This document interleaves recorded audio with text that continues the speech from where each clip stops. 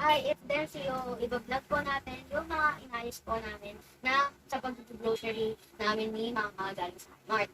Ito po yung mga food supplies namin dahil gutomit po kami ni Mama at saka ni Elvin.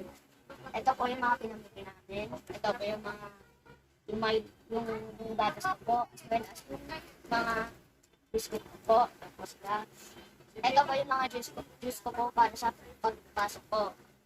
Ito naman po sa pang-ano sa mukha kasi whites ko to, ganun din po yung cotton. Ito po, ayun po yung vitamins ko, o chewable, at saka yung hair pick ni Mama. Meron din pong dope bread, tapos may palaman din po siya. Ito naman po, panlaba po to, sabon, shampoo, panlinis din po ng mukha at cotton swab at baby oil. May smart din po. Yun lang po. Yun lang po. Bye.